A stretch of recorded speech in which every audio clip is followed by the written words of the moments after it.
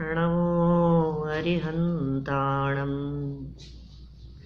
नमो सिद्धाणं नमो आयर्याणं नमो वज्रायाणं नमो लोये सव्यसा।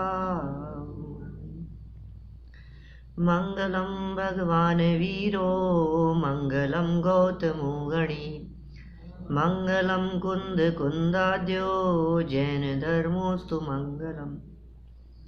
सर्वमंगल मांगल्यं सर्वकल्याणकारिकं प्रधानं सर्वधर्माणां जैनं जयतु शासनम्।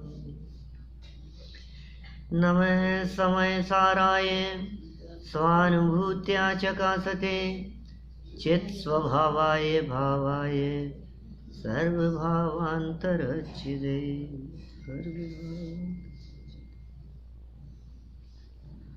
आचार्य कुंद कुंद स्वामी की यह अनुपम कृति समयसार नामक ग्रंथ है। गुरुदेव के शब्दों में यदि मैं कहूँ तो अशरीरी थवानो महाशास्त्र छे। अशरीरी सिद्ध अवस्था से जिस ग्रंथ का प्रारंभ किया हो वो ग्रंथ अशरीरी होने के लिए है। आचार्य कुंद कुंद ने स्वयं अपने आप को अशरीरी अनुभव किया और अशरीरी होने के लिए उन्होंने ये गाथाएं लिखी। यदि इन गाथाओं को पढ़कर हम अशरीरी नहीं हो पाएं तो क्या सार्थकता है फिर। इसलिए मूल प्रयोजन तो अशरीरी हो जाने का ही है। जैसे भी बने, जैसे भी संभव हो, हमें इन गाथाओं को पढ़कर देह से भिन्न ज्ञायक भगवान आत्मा की अनुभूति करने का प्रयास करना चाहिए।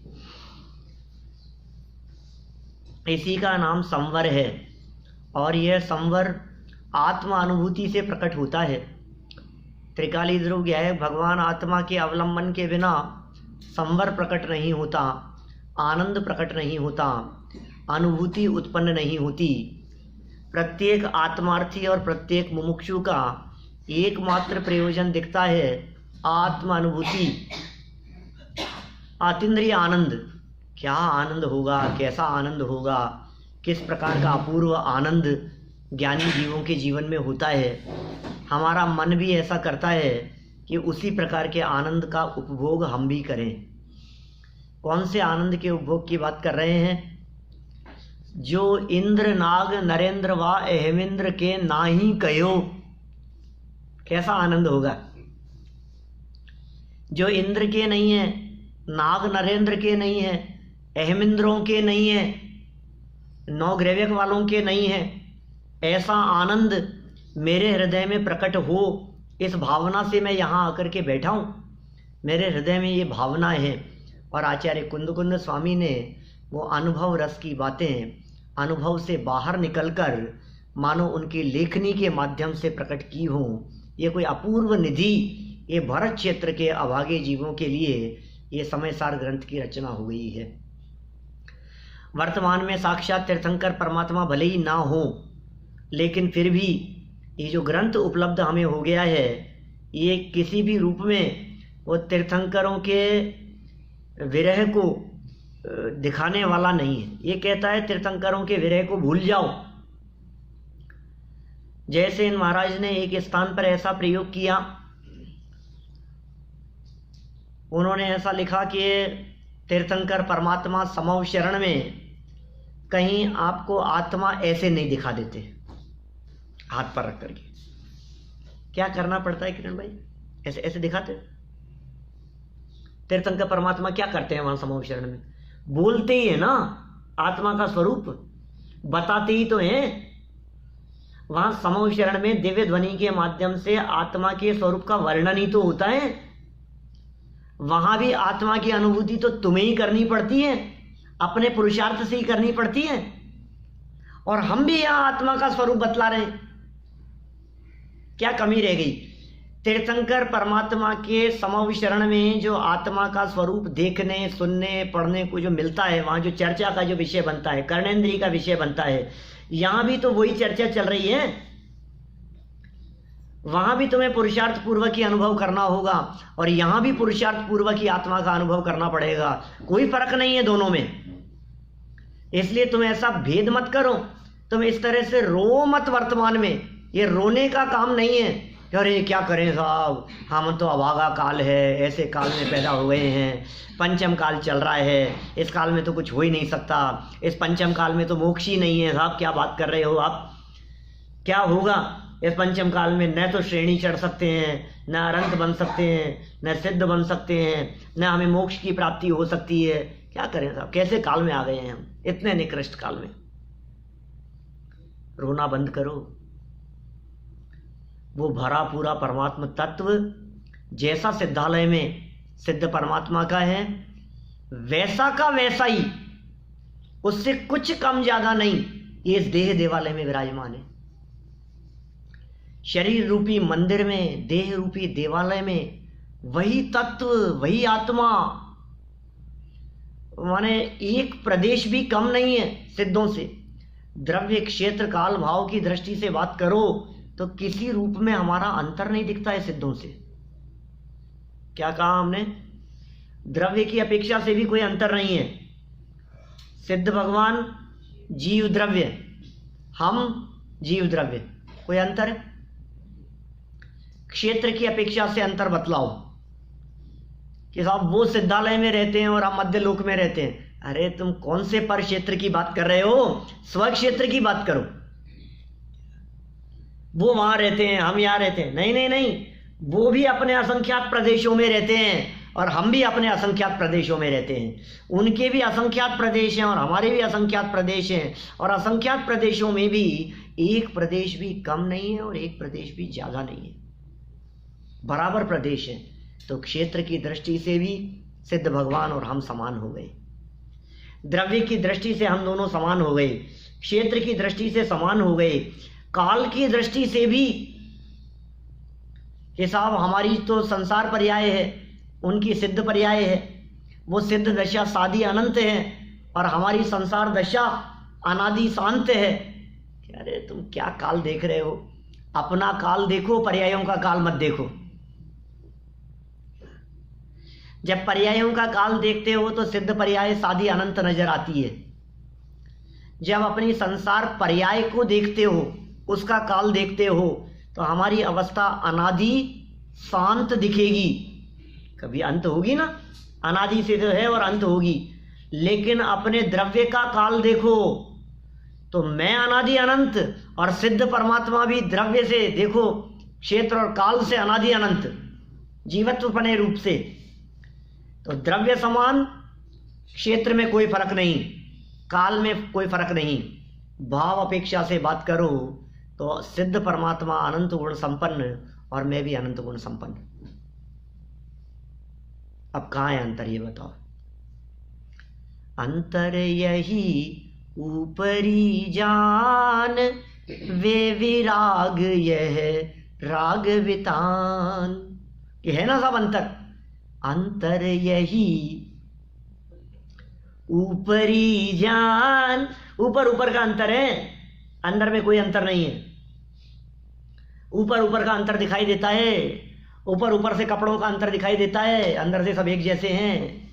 क्या ऊपर से जाति पाति का भेद दिखाई देता है, अंदर से सबका ब्लड रेड है। क्या कोई फर्क नहीं है? बोलो। एक्सीडेंट, दुर्घटना के काल में और ब्लड की ज़रूरत हो और आपका जो है ब्लड ग्रुप, उसी ब्लड ग्रुप वाले का कोई ब्लड मिले तो चढ़ाना कि नहीं चढ़ाना, कि ये देखना कि कौन सी जाति का है वो ब्लड, कौन से समाज का, कौन से संप्रदाय का है? कुछ नहीं है, सब एक जैसे। इस सिद्धों की और अपनी समानता की बात कर रहे हैं, ये शुद्धता बतलाने के लिए। देखो, जहाँ समानता होती है वहाँ विकल्प खड़े नहीं होते, जहाँ असमानता होती है वहाँ विकल्प खड़े होते हैं। ये नियम है, ये यूनिवर्सल ट्रुथ है, बिल्कुल। ये आप मान लीजिए 100%। जहाँ आपको असमानता दिखेगी वहाँ विकल्प खड़े होंगे, जहाँ आपको चॉइस मिलेगी वहाँ विकल्प खड़े होंगे। आपके अलमेरा में बहुत सारे ड्रेस लगी हुई हैं, और आप जब तैयार होकर के पार्टी में जाने लगते हैं तो तैयार होने के पहले आप जब जैसे ही गेट खोलते हैं, उसका अलमेरा का गेट खोलते ही आपको लगता है ये पहने या ये पहने, ये कैसा रहेगा, ये ठीक है, ये साड़ी सही है, ये सूट सही है ये कितने हैं, तो विकल्प खड़े होते हैं। लेकिन किसी को यदि किसी ने नक्की कर लिया हो कि हमारे को ये यूनिफॉर्म पहननी है, ये ड्रेस पहननी है, इसी कलर का पहनना है। हमारे यहाँ दिगंबर तेरापंथी बड़े मंदिर में, वहाँ इंडिया में जहाँ हम प्रवचन करते हैं, वहाँ एक सज्जन आया करते थे, बहुत पुराने, अब तो डेथ हो गई उनकी, लेकिन उनका नियम था, पूरे वर्ष भर का नियम था, 2 बार ड्रेस बदलते थे बस साल में, कोई विकल्प नहीं। माने गर्मियों के समय, होली के बाद से लेकर और दिवाली तक, होली के दिन से दीपावली के दिन तक ब्लैक पैंट और वाइट शर्ट ही पहनेंगे। चाहे मंदिर आना हो, चाहे पार्टी में जाना हो, चाहे कहीं भी जाना हो, एक ही ड्रेस है उनकी, बस ब्लैक पैंट और वाइट शर्ट। और जब सर्दियों का समय होता था, माने दिवाली से लेकर के होली तक का समय, उस समय में ब्लैक कलर का कोट ऊपर, ये फिक्स है। अब कहीं भी जाना है तो कोई विकल्प ही नहीं है, भले ही वाइट शर्ट 5 रखो ना आप, सेम डिजाइन के, जो भी, अब विकल्प खड़ा नहीं होता। डॉक्टर साहब हैं मान लो, तो वो उनको जाना है हॉस्पिटल, तो एक ही ड्रेस है, अब कोई विकल्प नहीं है, क्या पहन करके जाना है, कहाँ विकल्प खड़ा होता है। आपको पता है स्कूल में, क्लासरूम में वो यूनिफॉर्म सबकी सेम क्यों होती है, स्टूडेंट्स की क्यों बच्चों की समान होती है? किसी के पास में कितना भी पैसा हो, किसी के पास कितनी भी संपत्ति हो, कोई कितना भी गरीब हो, लेकिन जब यहां बैठेंगे तो सब समान है। दूसरी बात ये भी तो है, यूनिफॉर्म जब अलग अलग होगी तो विकल्प खड़े होते हैं, इसने क्या पहना है, उसने क्या पहना है, इसका तो बहुत अच्छा लग रहा है यार, उसको देखा, इसको देखा, अब क्या देखें, सब एक जैसे। जहां भेद होंगे वहां विकल्प खड़े होंगे, जहां समानता होगी वहां कोई विकल्प खड़ा नहीं होगा। यहां कह रहे हैं भाई साहब, निर्विकल्प होने के लिए समानता देखो, निर्विकल्प अनुभूति चाहिए ना अनिल भाई। यदि निर्विकल्प अनुभूति चाहिए तो क्या करना, वो चीज देखो जिस चीज से आपको सब में समानता दिखे, और समानता देखने के लिए द्रव्य दृष्टि ही एकमात्र हो सकती है जिसमें समानता है। पर्याय अपेक्षा से देखने पर तो असमानता ही दिखेगी। जहां पर्याय दिखी वहां विकल्प खड़े हो गए, जहां द्रव्य दृष्टि हुई वहां कोई विकल्प नहीं है। हूँ परमात्मा, तमें परमात्मा, बद्धा जीव परमात्मा छे, सब परमात्मा है। अब कहाँ विकल्प है, मैं भी परमात्मा हूं, आप भी परमात्मा है, सब परमात्मा है। कि साहब ये परमात्मा परमात्मा कहते हो आप, ये बात को जचती नहीं है हमारे को। ये आपने कहाँ से लगा दी ये बात, परमात्मा परमात्मा है, परमात्मा है। नहीं, हम नहीं कह रहे, आचार्यों ने लिखी है, गुरुदेव ने कही है, तो ये हवा में नहीं कही है ये बात, ये बातें शास्त्रों से कही है। योग सार नाम का ग्रंथ योगेंदु देव आचार्य द्वारा लिखा गया, गाथा नंबर 22 नंबर की गाथा योगसार ग्रंथ की। उस गाथा में क्या कहते हैं जीतू भाई, उस गाथा में कहते हैं, है आत्मा परमात्मा, परमात्मा ही आत्मा। एक समान कह दिया, आत्मा ही परमात्मा है और परमात्मा ही आत्मा है आत्मा परमात्मा, परमात्मा ही आत्मा। हे योगी जन यह जान कर कोई विकल्प करो नहीं। कितना स्पष्ट शब्दों में, अप्पा सो परमप्पा, आत्मा ही परमात्मा है। अब ये बात काल्पनिक है, ये बात वीतरागी संतों की नहीं है। कैसे आत्मा को परमात्मा कह रहे हैं, ये शुद्ध दृष्टि से देखने की बात कर रहे हैं। ये संवर अधिकार जो इन्होंने यहाँ प्रारंभ किया वो बहुत छोटा सा अधिकार है। पूरे समय सार ग्रंथादिराज में 10 अध्याय जो दिए हैं, इन सब में सबसे छोटा यदि कोई चैप्टर है तो वो है संवर, और सबसे इंपॉर्टेंट है क्योंकि संवर की चर्चा जिस भेद विज्ञान के दम पर यहाँ की है वो भेद विज्ञान माने जैन दर्शन। रियल जैनिज्म में यदि कुछ है तो वो संवर भेद विज्ञान है। भेद विज्ञान को संवर कहते हैं। बाकी तो सब कहने की चर्चा है आगे पीछे की, बाकी तो सब फिर हो जाएगा, निर्जला भी हो जाएगी, मोक्ष भी हो जाएगा, कर्ता कर्म भी हो जाएगा। सब में क्या जानना है, असली बात क्या है, भेद विज्ञान। और यहाँ इस संवर अधिकार की ये बहुत ही सुंदर गाथा है, 186 नंबर गाथा। इस गाथा में तो ये ऐसी बात कहते हैं कि तुम अपने आप को हल्का अनुभव मत करो, कमजोर मत मानना अपने आप को, किसी भी रूप में अपने आप को ये मत समझना कि मैं तो अभी संसारी हूँ, मैं तो मिथ्या दृष्टि हूँ। साहब क्या बात कर रहे हो आप, अभी तो ये है ना, अभी तो वर्तमान में तो अभी तो संसार दशा है, राग द्वेष है, कषाएं हैं, अभी तो जन्म मरण का चक्कर चल रहा है, अभी क्या करें, अभी तो सोचना ही नहीं, हल्की बात नहीं करना। मैं परमात्मा हूं, मैं शुद्ध हूं, मुझ में विकार नहीं है, मुझ में अशुद्धता नहीं है, अपवित्रता नहीं है। इस परम शुद्ध वस्तु की चर्चा कर रहे हैं, यहाँ परम पवित्र वस्तु की बात कर रहे हैं। ये अद्भुत बात है, कुछ अभूतपूर्व बात करना चाह रहे हैं यहाँ। समझ में आ रही है बात क्या कह रहे हैं? ये कह रहे हैं जो जैसा सोचता है वो वैसा बन जाता है। आप जैसा सोचेंगे वैसा आप बन जाएंगे, है ना। बहुत सुंदर सुंदर ऐसी बुक्स हैं अच्छे लेखकों की, थिंक एंड ग्रो रिच, है ना। बड़ी सोच का बड़ा जादू, जैसा आप सोचते हैं, बहुत बहुत है इस तरह के अच्छे लेखकों की लिखी हुई किताबें। लेकिन वो जितनी पॉजिटिविटी की चर्चा आज के समय में चलती है सेमिनारों में, और जहाँ $200-400 का टिकट मामूली बात है, $400 का टिकट दे करके, $200 का टिकट दे करके, $500 टिकट दे करके आप लोग देखने सुनने के लिए जाएं, क्या सिखाएगा वो 3 घंटे में? वो जो बात सिखाएगा वो बात यहाँ आचार्य कुंद स्वामी हमारे को 186वीं गाथा में सिखा रहे हैं। बोलो ये क्या सिखा रहे हैं? मूल गाथा पढ़ता हूं। शुद्धम तु वियाणन्तो शुद्धम चैव पयम लहरि जीवो जानन्तो दु अशुद्धम अशुद्धमेव पयम लहरी। क्या कह रहे हैं? शुद्धम तु वियाणन्तु, शुद्धम मतलब शुद्धता को, वियाणन्तु जानता है। कितनी सरल प्राकृत है। शुद्धम माने शुद्ध को,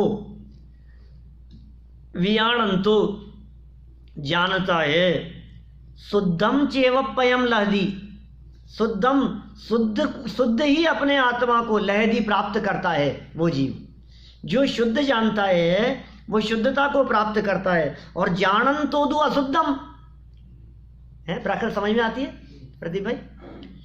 जानन तो दो अशुद्धम, जो अशुद्ध जानता है, अशुद्धम एवं पयम लहदी, अशुद्धम एवं अशुद्ध ही अपयम लहदी, अशुद्ध आत्मा को ही प्राप्त होता है। अब बतलाइए, आप आत्मा को अशुद्ध जानते हैं या शुद्ध जानते हैं?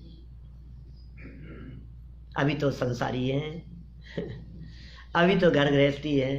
ये साहब देखो, ये तो सब बातें हैं ना, द्रव्य दृष्टि से बातें हैं, आखिर पर्याय में तो अशुद्धता है ही ना। क्यों ऐसा लगता है ना हमारे को कि द्रव्य दृष्टि से आप कितना भी शुद्ध को, पर्याय में तो अशुद्धता है भी, पर्याय में अशुद्ध। अरे हम कह रहे हैं देखना बंद कर, वो चर्चा करने लायक नहीं है, वो दुखों का रोना रोने लायक नहीं है। बीती ताही विसार दे। अब इस प्रसंग में आज जहां शुद्धता प्रकट होने वाली है वहां अशुद्धता का रोना रो रहा है, ये रोने लायक बात है। जुगल जी बाबू जी साहब इस तरह की बातें किया करते थे अनेक बार प्रवचनों में। वो बोलते थे, एक व्यक्ति, एक दुल्हा घोड़ी पर सवार होकर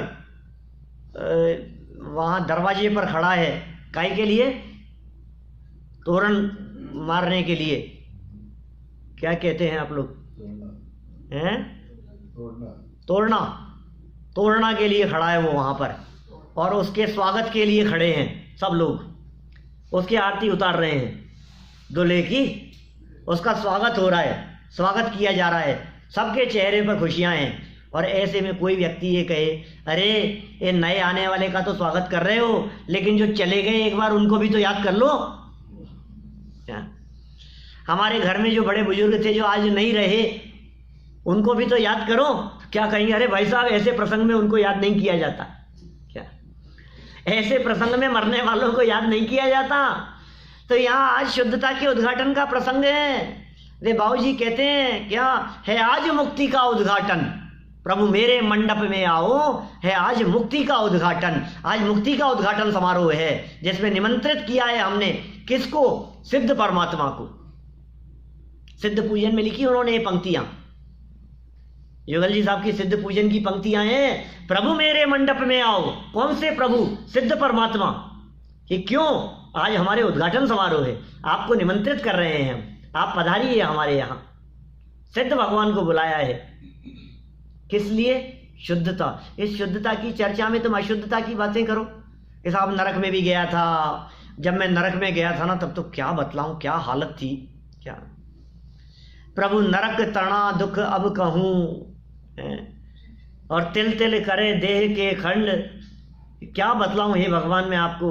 निगोद में गया, एक श्वास में 18 बार जन्म मरण, कैसे कैसे दुख मैंने नहीं भोगे हैं, कैसी खराब परिस्थिति मेरे साथ में रही है।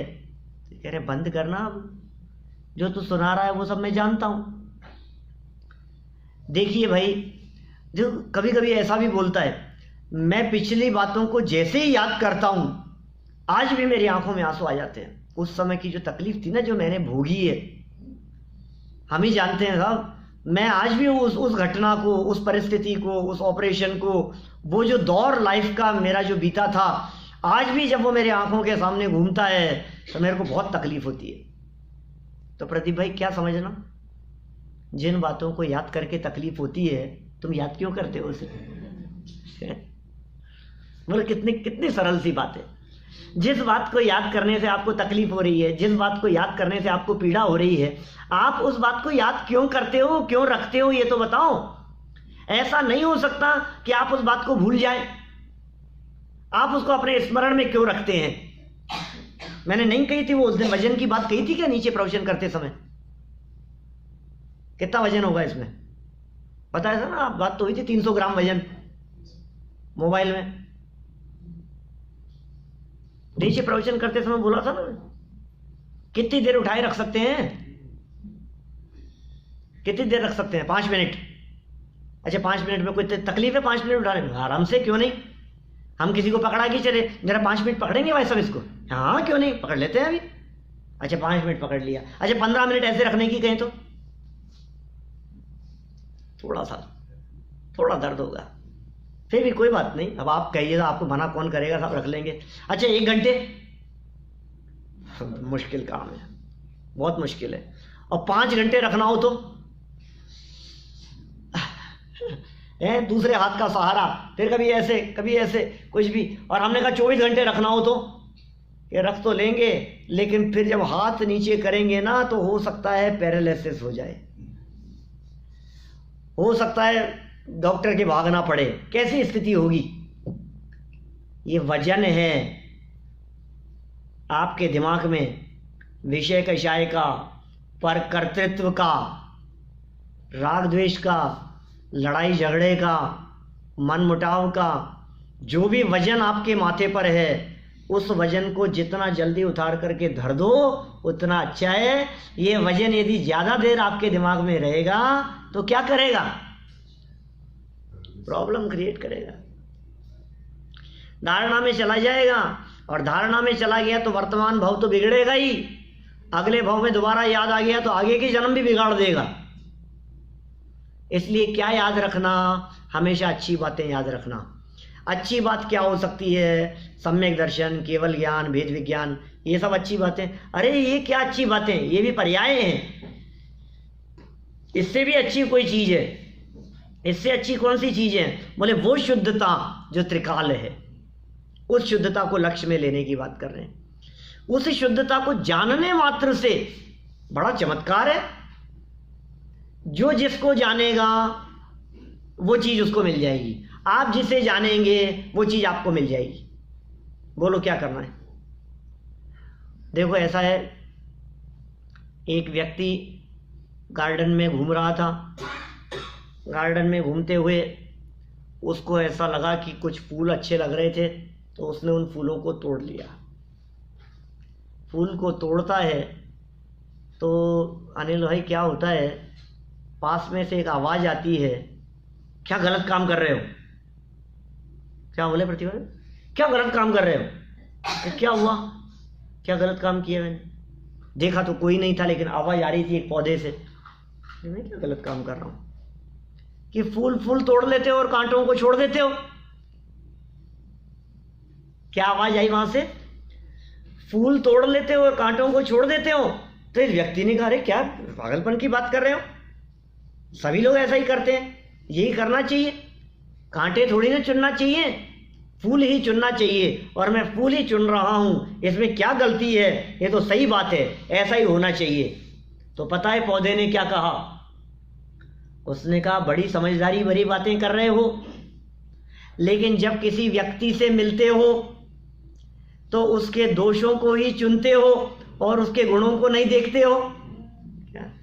यहाँ तो तुम फूल चुनने की बात कर रहे हो और कांटों को छोड़ने की बात कर रहे हो, लेकिन जब किसी व्यक्ति से मिलते हो, जब किसी मित्र से मिलते हो, जब किसी पड़ोसी से मिलते हो, जब मंदिर में किसी साधर्मी से मिलते हो, तब तुम क्या करते हो।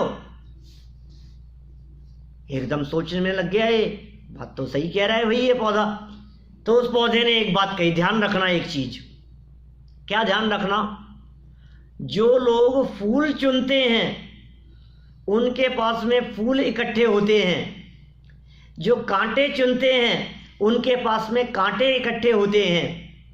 तुम यदि किसी दूसरे व्यक्ति से मिलकर उसके गुणों को चुनोगे तो तुम्हारे पास में गुण इकट्ठे होंगे, और तुम यदि दूसरे को देखकर अवगुणों को चुनोगे तो तुम्हारे पास में अवगुण इकट्ठे होंगे। ये आचार्य कुंद स्वामी कह रहे हैं, तुम शुद्धता को चुनोगे तो तुम शुद्ध हो जाओगे, और तुम अशुद्धता को देखोगे तो तुम अशुद्ध हो जाओगे। बोलो क्या करना है, तुम्हें शुद्ध होना है कि नहीं, पहले ये नक्की करो। यदि आप शुद्ध तो होना है तो फिर अशुद्ध देखना बंद करो। शुद्धम तु वियाणंतो शुद्धम चेव पयम लहरी जीवो जानंतो दु अशुद्धम अशुद्धमेव पयम लहदी। देखो गुजराती में क्या कहते हैं, नीचे पद्यानुवाद। जे शुद्ध जाने आत्मने ते शुद्ध आत्मज में वे, अणशुद्ध जाने आत्मने अणशुद्ध आत्मज ते लहे। बोलो समझ में आ रही है क्या बात, कठिन तो नहीं लग रही है, कितना सरल है। सब लोग गुजराती वाले लोग हैं आप। क्या कहा, जे शुद्ध जाने आत्मने, अर्थ करने की जरूरत है नहीं है ना, हिंदी में भी करने की जरूरत नहीं, गुजराती समझ में आ रही है सब।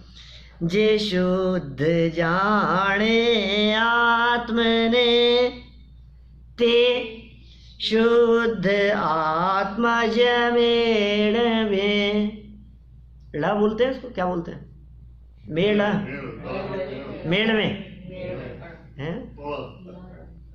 लो लो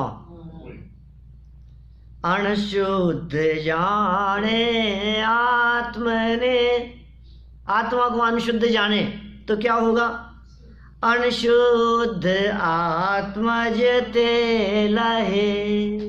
क्या शुद्ध जानेगा तो शुद्ध आत्मा की प्राप्ति होगी, अशुद्ध जानेगा तो अशुद्ध आत्मा की प्राप्ति होगी।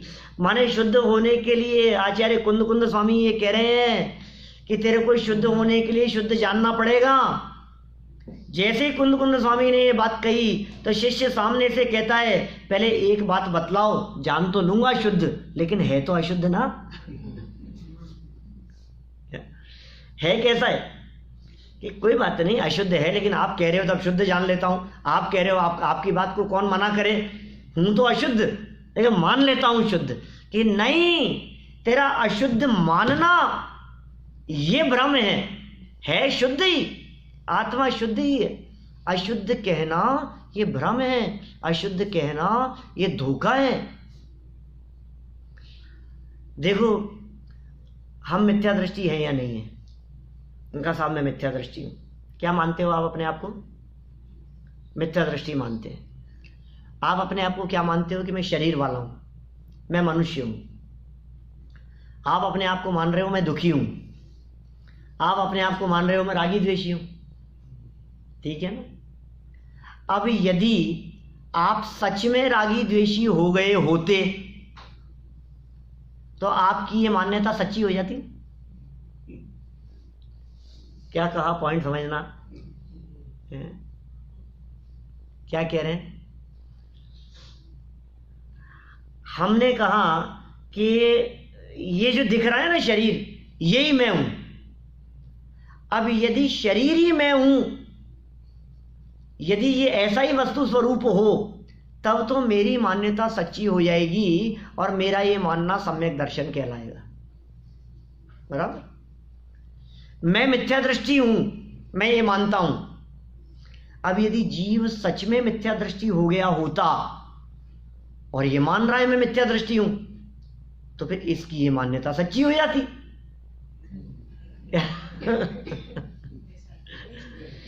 तो ये इस जीव की मान्यता मिथ्या है। क्या मान्यता मिथ्या है? इसका मतलब ये जीव कभी मिथ्या दृष्टि हुआ नहीं है, तभी तो मान्यता मिथ्या हुई। मैंने कहा मैं रागी द्वेषी हूं, बराबर? अब यदि मैं सच में रागी द्वेषी हूं और मैं मान रहा हूं मैं रागी द्वेषी हूं, तो फिर गलत माना कि सही माना? जीव रागी द्वेषी हो गया और मैंने जीव को रागी द्वेषी माना, तो फिर मेरी ये मान्यता सम्यक दर्शन हो जाएगी। लेकिन जीव कभी रागी द्वेषी हुआ नहीं और मान लिया रागी द्वेषी, ये मिथ्यात्व है। मिथ्यात्व माने उल्टी मान्यता, मिथ्यात्व माने गलत समझना। जीव मिथ्या दृष्टि नहीं है और मिथ्या दृष्टि मानता है। जीव दुखी नहीं है और ये दुखी मानता है।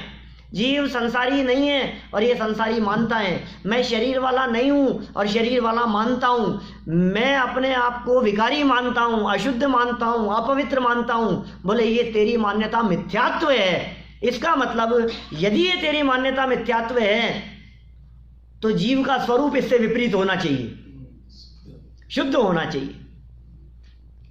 क्योंकि यदि जीव का स्वरूप शुद्ध नहीं होगा तो अशुद्ध मानने को मिथ्यात्व कैसे कहेंगे? इसलिए कितना सरल शब्दों में कह रहे हैं भाई बात, शुद्ध जानो, शुद्ध हो जाओगे। तो हो जाऊंगा कि हूं, नक्की तो करो पहले। हो जाऊंगा आप ये कह रहे हो, इसका मतलब समझ में आ रही है कि अशुद्ध तो है। तो शुद्ध हो जाओगे ना, इसका अशुद्धता तो है अभी आप में। तेरी दृष्टि अशुद्धता पर क्यों जा रही है? शुद्ध हूं और शुद्धि हो जाऊंगा, अशुद्धता मिट जाएगी, ये विकल्प भी मत खड़ा मत कर। अशुद्धता का विकल्प ही खड़ा करने योग्य नहीं है। अशुद्धता देखने लायक नहीं है। जो चीज देखने लायक नहीं हो उसे मत देखो। ये शुद्धता दिखा रहे हैं, ये माल दिखा रहे हैं आपको, और आप पुरानी बातें देख रहे हो। आप रोना रो रहे हो पुरानी बातों का, आप मरने वालों की लिस्ट सुना रहे हो। मिथ्या दर्शन मरने वाला है, राग द्वेष मरने वाले हैं, अनंतानुबंधी जिंदा नहीं रहने वाली है। जो जिंदा रहने वाले हैं, जो आपका साथ देने वाले हैं, उनकी दृष्टि करो, और इनकी दृष्टि मत करो जिनका साथ छूट जाने वाला है। कि साहब कुछ भी कहो, आप एकांतवादियों जैसी बात कर रहे हो। जैन दर्शन तो अनेकांतवादी दर्शन है। द्रव्य दृष्टि से शुद्ध कहो और पर्याय दृष्टि से अशुद्ध कहो। क्यों प्रदीप भाई? है ना? द्रव्य दृष्टि से शुद्ध और पर्याय दृष्टि से अशुद्ध। तो कुंदकुंदाचार्य कह रहे हैं कि तेरी बात सही है अनेकांत से, द्रव्य दृष्टि से शुद्ध और पर्याय दृष्टि से अशुद्ध, लेकिन तू पहले ये बतला कि तू द्रव्य है कि पर्याय है। तू कौन है? मैं तो द्रव्य हूं। तो तू द्रव्य है तो द्रव्य दृष्टि से देखना, द्रव्य दृष्टि से शुद्ध, इसका मतलब तू शुद्ध है। इधर पर्याय दृष्टि से अशुद्ध कि हाँ पर्याय अपेक्षा से अशुद्ध है, लेकिन मैं पर्याय हूं नहीं, इसका मतलब अशुद्धता मेरे में है नहीं, बात खत्म। क्या दृष्टिकोण दे रहे हैं, ये देखने का नजरिया बतला रहे हैं। आप कैसा देखो, आप फील करो। शुद्धता कहने मात्र के लिए नहीं है, ये शुद्धता फील करने के लिए। फील करो, इसको अनुभव करो। अपने आप को अशुद्ध मत देखो, अपने आप को संसारी मत देखो, रागी द्वेषी मत देखो। हाँ होगा राग द्वेष, कोई बात नहीं। राग के काल में भी राग से निरपेक्ष देखें, शरीर के काल में भी शरीर से भिन्न देखें, देह होते हुए भी देह से भिन्न देखा जा सके, ऐसा स्वरूप है। ये दृष्टि का चमत्कार है, इसे कहते हैं नय। बहुत सारी चीजें हैं, उनमें से जो देखना है हमारे को वो देखा और बाकी सब नहीं देखा। इस चमत्कारिक दृष्टि का नाम है नय। ये एंगल, वस्तु में अनेक गुण थे, अनेक धर्म थे, अनेक शक्तियां थी, अनेक एंगल थे, कोई बात नहीं, लेकिन हमें जिसको देखना है उसको देखा, बाकी सबको नहीं देखा। आप जब आम खरीद करके लाते हैं तो क्या देखते हैं? वो उसका छिलका देखते हैं, उसकी गुठली देखते हैं, क्या देखते हैं? वो जो रस उसमें कैसा होगा। लेमन खरीद के लाना है मार्केट से, यहां भी तो देख करके लाते हैं ना पटेल ब्रदर्स से,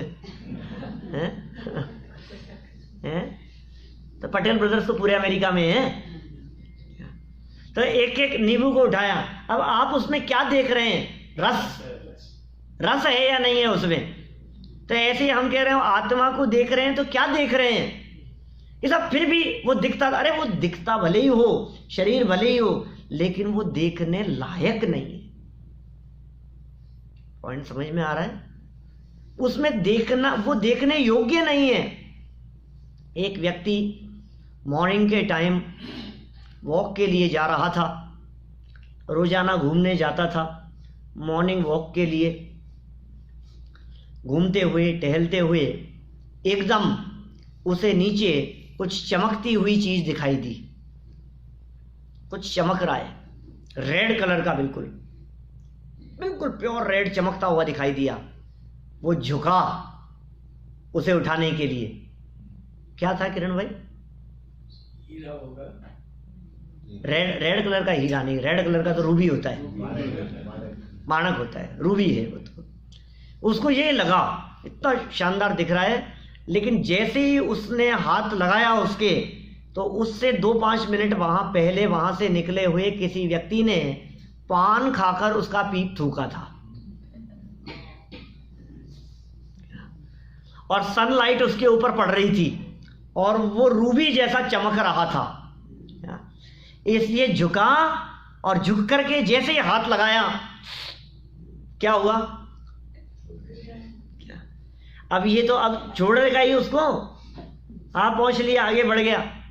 पीछे कोई सज्जन आ रहे थे, उन्होंने उस व्यक्ति से पूछा, क्यों भैया क्या उठा लिया? क्या उठा लिया? क्या कहेगा? अरे नहीं कुछ नहीं था। क्या था अनिल भाई? हैं? कुछ नहीं था। नहीं हमने देखा है पीछे से आपने कुछ भी उठाया है। कि नहीं कुछ नहीं था। कि नहीं कुछ तो था, बताओ। अरे कह दिया ना कुछ नहीं था यार। कि क्यों? मैं आपसे पूछता हूं कुछ था या नहीं था? था तो सही, लेकिन कहने लायक नहीं था। था लेकिन बोलने लायक नहीं था। ऐसे ही कुंदकुंदाचार्य सिखा रहे हैं कि तेरी वर्तमान पर्याय में राग होगा, विकार होगा, अशुद्धि होगी, अनंतानुबंधी आदि होंगे और न मालूम क्या क्या, लेकिन वो कुछ भी कहने लायक नहीं है, वो बोलने लायक नहीं है, वो बातें दृष्टि देने लायक नहीं है, अपनी अशुद्धता देखने लायक नहीं है। किताब हैं तो भी कि हाँ मत देख, जो देखने लायक है उसको देख, जो देखने लायक नहीं है उसको मत देख, दृष्टि मत दे उसकी तरफ, नहीं करते हैं हम लोग ऐसे प्रयोग। जैसे हमने उस व्यक्ति का एग्जाम्पल देकर के बात कही है, क्या इस तरह के प्रयोग अपनी लाइफ में नहीं होते हैं? होते हुए भी मना कर देते हैं, नहीं होते हुए भी कह देते हैं, ऐसे नहीं बोलते हैं। मतलब हम मुख्यता की अपेक्षा से बात करते हैं, ऐसे ही यहाँ मुख्यता की अपेक्षा से बात कर रहे हैं। भाई साहब, देखने योग्य को देखो, नहीं देखने योग्य से दृष्टि हटाओ। जो प्रयोजनभूत चीज है, जो देखने लायक है, उधर हमारी दृष्टि जानी चाहिए। इसके अलावा हमारी दृष्टि कहीं इधर उधर गई तो काम नहीं चलेगा। शुद्धता के अलावा दूसरा कुछ मत देखो। कि साहब होते हुए भी, हाँ होते हुए भी दृष्टि का चमत्कार। एक व्यक्ति में दो तरह की क्वालिटी है, दो में से एक देखो, दूसरी मत देखो। आपने क्या देखा? बोलो।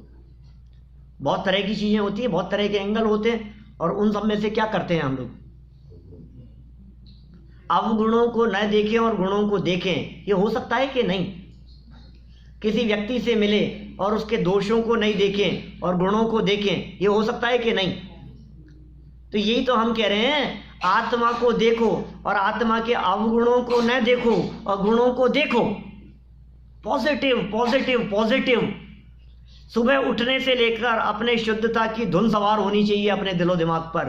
हूँ शुद्ध छूँ, शुद्ध छूँ, शुद्ध छूँ, बस शुद्ध शुद्ध शुद्ध शुद्ध शुद्ध शुद्ध शुद्ध, इसके अलावा दूसरा कुछ नहीं। देखिए, ऐसा नियम है, 100 बार बोला गया झूठ भी सच लगने लगता है। आप जिस बात को बार बार बोलते हैं ना, धीरे धीरे करके आपका उपयोग, आपका चित्त, आपका मन, ये सब कुछ उस रूप ही हो जाता है। मैंने नहीं कही थी वो भेड़ को ले जाने वाले आदमी की घटना, प्रसिद्ध कहानी है, हिंदुस्तान में बहुत चलती है, बच्चों में इधर उधर, टीवी वाले तक दिखाते हैं कई बार।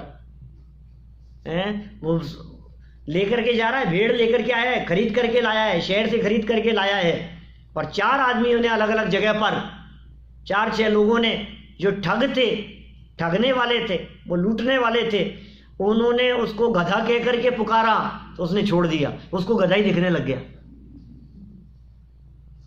ऐसे ही यदि तुम अपने आप को संसारी देखोगे, तुम संसारी ही देख पाओगे, और तुम यदि बार बार में पॉजिटिव चिंतन करके अपने आप को परमात्मा देखोगे, तो देखना तुम परमात्मा ही फील करने लगोगे। देखिए, जो लोग अपने आप को जैसा अनुभव करते हैं, जो लोग जैसा फील करते हैं, उनके क्रियाकलाप, उनका व्यवहार भी उसी प्रकार का होता है। जो अपने आप को सर्वेंट अनुभव करते हैं, अंदर से फीलिंग उसी तरह की आती है और लाइफ उसी तरह से बीतती है, और जो अपने आप को मालिक अनुभव करते हैं, उनकी फीलिंग उसी प्रकार की होती है। जो अपने आप को पुरुष अनुभव करते हैं, सुबह उठते ही पहले उनके हाथ में झाड़ू नहीं आ जाती क्या? यहाँ की तो परिस्थितियां पता नहीं आप लोगों के, अमेरिका की तो सब है उल्टी सीधी है परिस्थितियां या यहाँ सब गड़बड़ है? इंडिया में थी वैसी है। माने यदि अपने आप को स्त्री अनुभव किया तो सुबह उठते ही पहले झाड़ू हाथ में, सुबह उठते ही पहले किचन में चले गए, चाय चढ़ा दी है। आप यदि पुरुष अपने आप को अनुभव कर रहे हो, स्त्री अनुभव कर रहे हो तो खाना बनाना ये हमारा काम है, पुरुष अनुभव कर रहे हो तो ये काम हमारा है, ये ऐसे ऐसा होता है ना। फिर भले ही मिलजुल करके करो आप सारा काम, लेकिन जैसा फील करता है अंदर से उसी तरह की बात निकलती है। ये कह रहे हैं आप अपने आप को शुद्ध ही अनुभव करो। यदि आप अपने आप को शुद्ध ही अनुभव करेंगे, फीलिंग में यदि आपके यही आएगा कि मैं शुद्ध ही हूँ, तो शुद्ध ही हो जाओगे। वो राग, विकार और अशुद्धि वो सदा सदा के लिए मिट जाएगी। ये उपाय है। पंडित जी, आपकी सारी बातें हैं तो सही, सुनने में भी अच्छी लग रही है, पॉजिटिव सोचना चाहिए, ये बात सही है, लेकिन क्या करें, जब परिस्थिति ऐसी होती है तो फिर वो बातें आ ही जाती है दिमाग में। हम कितना भी पॉजिटिव सोचने की बात दिमाग में लाएं, लेकिन फिर भी हो ही जाता है ऐसा। जब संकट आते हैं ना घर गृहस्थी में, परिवार पर, कुछ भी, तो आप कितना भी तत्व चिंतन हो, अभ्यासी हो, फिर वो सब भूल जाता है व्यक्ति। तो जब पर्याय में कष्ट होता है और आप कह रहे हो कि इनको मत देखो, तो ये आसान काम थोड़ी ना। आपने कह दिया मत देखो, तो जिस पे बीतती है उसे ही पता लगता है। आपके कहने से क्या होगा? आपने कह दिया, हम समझ में भी आ रही है, जच भी रही है, लेकिन ऐसा प्रैक्टिकली होता नहीं। हो सकता है कि होते हुए भी नहीं दिखे, ऐसा कैसे होगा? ऐसा भी हो जाता है। विकार होते हुए भी विकार दृष्टि का विषय नहीं बने, ऐसा भी हो जाता है। अशुद्धता होते हुए भी अशुद्धता आंखों से ओझल हो जाए, ऐसा भी हो जाता है। क्या कल प्रदीप भाई आए थे कि नहीं? नए प्रवीण वाले आए थे क्या? ये कल आए थे?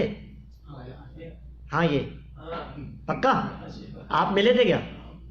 साथ में, आपके साथ में ही थे। अच्छा, साथ में ही थे। मैं ये पूछ रहा हूँ, इन्होंने प्रदीप भाई ने कौन से कलर का शर्ट पहन रखा था कल? मेरी नजर तो आपके प्रति।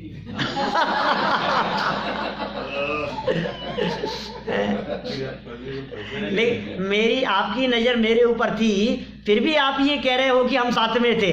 साथ में थे, लेकिन इसका मतलब आपने इनको देखा तो था। देखा था, लेकिन वो गौण कर दिया। देखो भाई कैसा होता है। अनिल भाई आपने देखा था, आपको तो ध्यान होगा कौन सी शर्ट पहन रखी थी? आपको भी ध्यान नहीं है? साथ में तो बस एक साथ निकले थे यहाँ से, हॉल से बाहर, फिर भी ध्यान नहीं है। इनको देखा और शर्ट को नहीं देखा। क्या बात कर रहे हो? अच्छा, पहनी तो थी हैं? ये तो नक्की है ना। देखो, अब देख करके भी ना देखें, हो रहा है कि नहीं ऐसा? कल इन्होंने शेव बना रखी थी कि नहीं? चेहरा देखा था ना आपने, तो शेव बनी हुई थी कि नहीं? क्या पता? पता नहीं बोलो। माने कैसा होता है, जिस चीज को हम देख रहे हैं देख करके भी ना दिखे, ऐसा हो जाता है। ये इसी प्रकार का स्वरूप है।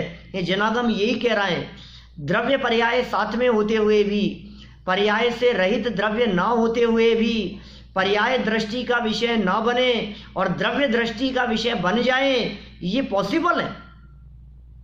ये कठिन नहीं है काम, जस्ट प्रैक्टिस, और कुछ नहीं है। सिर्फ प्रैक्टिस करने की देर है। जो दिख रहा है वो ना दिखे और जो नहीं दिख रहा है वो दिख जाए। जो प्रकट है वो ना दिखे और जो छिपा है वो दिख जाए। और उसके पीछे एक और हेतु ये देते हैं कि जो आप आज तक देखते आए हो वो सब बदलने वाला है। इन बदलने वालों में भी नहीं बदलने वाला देखो। वो तत्व है शुद्ध, ये कभी अशुद्ध नहीं हुआ। इसके प्रदेश कभी कम नहीं हुए, इसके गुण कभी कम नहीं हुए। इस आत्मा में कभी अशुद्धता आई नहीं। अरे यदि आत्मा में अशुद्धता प्रवेश कर जाती, ऐसा हो जाता कि आत्मा में अशुद्धता ने प्रवेश कर लिया, तो फिर उस अशुद्धता को आत्मा में से निकाला नहीं जा सकता था। ये व्हाइट कुर्ता गंदा हुआ कि नहीं हुआ? कि जो गंदगी है वो गंदगी में है, व्हाइट कुर्ते में गंदगी नहीं है। दिखती कुर्ते में, गंदगी में। फिर क्या होता है कि जब आप कुर्ता धोते हैं तो कुर्ता नहीं धोते, गंदगी धोते हैं। जो गंदा होगा वो धुलेगा भाई साहब, क्या ये थोड़ी ना धुलेगा। ऐसे ही हम कहते हैं रुमाल है, कपड़ा है, पानी से भरी हुई बाल्टी में डाला, उसको निकाला हमने, कैसा हो गया भाई साहब? भीगा हो गया, गीला हो गया है? फिर हमने उसको सुखाया, फिर क्या हुआ? ड्राई हो गया, सूख गया वो। तो कपड़ा सूखा कि पानी सूखा? पानी सूखा। तो पानी सूखा और गीला था कपड़ा है? कपड़ा गीला था और पानी सूख गया कि नहीं, गीला तो पानी ही होता है, कपड़ा गीला होता ही नहीं है। समझ में आ रही है बात? जो गीला होता है वो पानी है, जो कपड़ा है वो कभी गीला होता नहीं है। इसलिए पानी से भीगे हुए के काल में भी कपड़े को पानी से भिन्न देखो। राग और विकार रूप परिणमन करने के काल में भी ज्ञायक भगवान आत्मा को राग और विकार से निरपेक्ष देखो। ये देखने के लिए ये दृष्टि दे रहे हैं। शुद्धम तो वियाणंतो। आप कुछ बोल रहे थे? जी हाँ, आपने ये दृष्टि का विषय की बहुत अच्छी प्रयोगना की। वो देखने में तो समझ में आ गया आप क्या कहना चाहते हैं, लेकिन क्या होता है कि जब इंटरेक्शंस होता है, जब हम देख रहे हैं, मैं द्रव्य दृष्टि करता हूँ, पर्याय दृष्टि नहीं करता हूँ, लेकिन वो अपने को उलझाते हैं और कहते हैं कि बोलो प्रदीप भाई आपका मंतव्य क्या है, तो उसके अंदर से कैसे दिखता है? हमें देखनी नहीं है, हमें पर्याय दृष्टि देखनी नहीं है, लेकिन वो क्या करें, वो हम मतलब कर नहीं पा रहे उस चीज को। बोलने में तो समझ में आ गया, नहीं बोलने में समझ आ गया, लेकिन हमारा जो व्यवहार है वो व्यक्ति के लिए जो व्यवहार में चलेगा ना, क्या फर्क पड़ता है, हम उस व्यवहार का कहाँ निषेध कर रहे हैं। नहीं, कहने का मतलब यही है कि कुछ डायलॉग हो रहे हैं मेरे और मेरे कलीग के बीच में, मेरे सह वर्कर के बीच में, तो वो कुछ ऐसी तैसी बात कर रहा है, मैं जानता हूँ कि मुझे उसके ऊपर दृष्टि नहीं लेंगे, लेकिन वो वाकई मुझे प्रश्न कर रहा है तेरा मंतव्य क्या है, तू क्या करता है, तो उसमें से कैसे हटता है अपने को। मुझे दृष्टि रखनी तो मेरे द्रव्य पर की है, मुझे उसमें उलझना नहीं है, लेकिन हमारी जीवन का जो व्यवहार है वो देखने मात्र तो नहीं है, हमें तो इन्वॉल्व तो रहना पड़ता है, तो वो इन्वॉल्वमेंट के टाइम में हम क्या करें, वो आप वो श्रद्धा के लेवल पर बदलाव की बात चल रही है यहाँ। यहाँ जितनी भी चर्चा चल रही है, ये आपका इन्वॉल्वमेंट जितना होता है, जो कुछ भी हो रहा है, घर गृहस्थी में है, बिजनेस में है, फैमिली के साथ में है, उनके साथ में उठते बैठते हैं, ये सब चलता रहता है, दुनियादारी के काम है, चलते रहते हैं। अरे हमारे माथे पर तो वजन ही कितना है, चक्रवर्ती तो 6 खंड जीतने के लिए जाता है, 6 खंड का राजपाट संभालता है, लेकिन हमारे पास में इतना होते हुए भी माथे पर वजन बहुत है, और वो 6 खंड संभालते हुए भी रंच मात्र वजन नहीं है सर पर। ये बात है। क्यों नहीं है? क्योंकि उसका कर्तृत्व नहीं है। जिनका कर्तृत्व हमारे माथे पर होता है, माथे पर 3 साल पड़ जाते हैं, बोझ से दबा जाता है, कितना काम है, कितना काम है, कितना काम है, हे भगवान क्या होगा क्या। अरे तू कुछ नहीं करता है, होता स्वयं जगत परिणाम। परिणाम मतलब चिंतन कीजिए, यही बात कह रहे हैं यहाँ पर। आप चिंतन बदल लीजिए, चिंतन बदलिए, जो होगा सो होगा, क्रमबद्ध है, नक्की है, वस्तु स्वरूप निश्चित है, उदय की परिस्थितियां निश्चित है। मैंने 3 वाक्य कहे थे कल, क्या क्या थे? संयोग उदयानुसार मिलते हैं, सुख दुख उदयानुसार होता है ना? हाँ, संयोग उदयानुसार मिलते हैं, सुख दुख परिणामानुसार होते हैं, और कार्य योग्यता अनुसार होता है।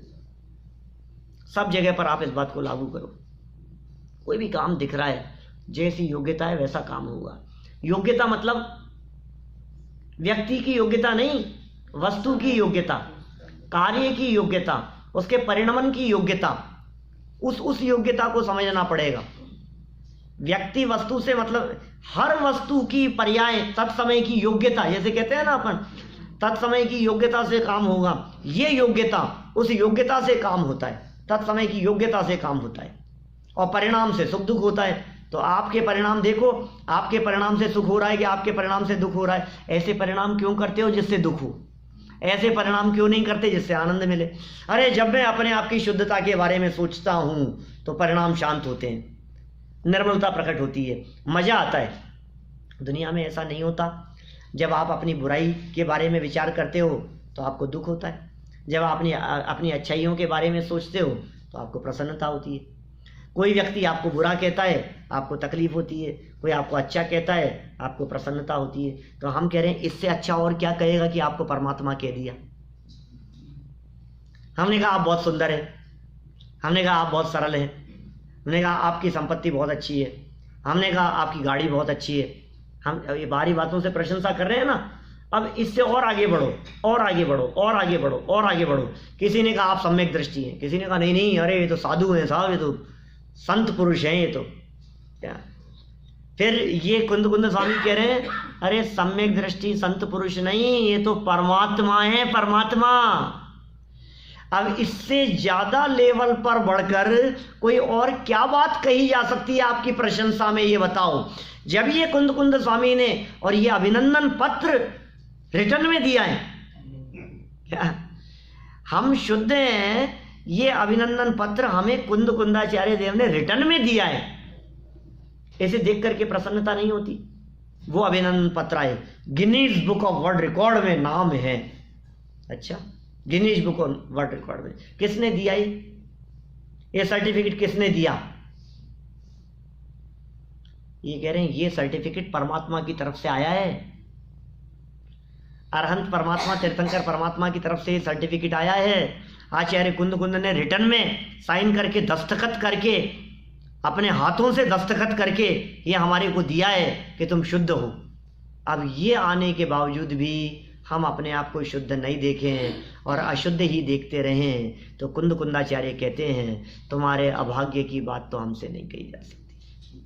अभागे हो तुम, तुम्हारे पास में सब कुछ होते हुए भी तुम अपने आप को अशुद्ध ही देख रहे हो। तेरी दृष्टि में ही खोट है, अब क्या करें? निगाह में माइंड सेट कर लिया अपने आप को अशुद्ध मानने वाला, जिसने ऐसा माइंड सेट कर लिया ना, अब कुछ नहीं हो सकता उसका। क्या